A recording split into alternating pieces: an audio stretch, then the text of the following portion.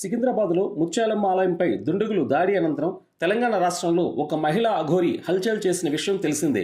ఇక తెలుగు రాష్ట్రాల్లో ఉన్న ప్రధాన ఆలయాలన్నీ తిరుగుతూ వెళ్ళిన ప్రతి చోట ఏదో ఒక సెన్సేషన్ క్రియేట్ చేస్తూనే ఉంది ఈ మహిళా అఘోరి. అఘోరి హల్చల్తో ఆ ప్రాంతం వారికి తలనొప్పిని క్రియేట్ చేయడం మామూలైపోయింది. ఇక శ్రీకాళహస్తిలో తనను దర్శనానికి వెళ్ళనివ్వకపోతే ఆత్మహత్య చేసుకుంటానంటూ పెట్రోల్ డబ్బా పట్టుకుని హల్చల్ చేసింది.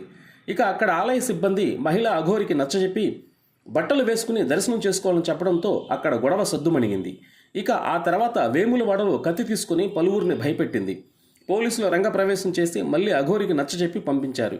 ఎక్కడికి వెళ్ళినా ఏదో ఒక సెన్సేషన్ క్రియేట్ చేస్తూనే ఉన్నది ఈ మహిళా అఘోరి. ఇక ఇప్పుడు ఆంధ్రప్రదేశ్ రాష్ట్రంలో హల్చల్ చేసింది ఈ మహిళా అఘోరి.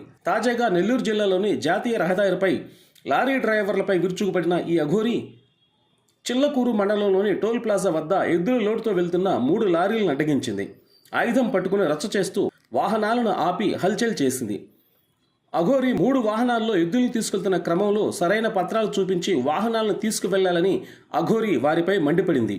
వారు తాము రైతులమని చెప్పినా వినకుండా రచ్చ చేసింది. కత్తులు శూలాలతో అఘోరి హల్చల్ చేసింది.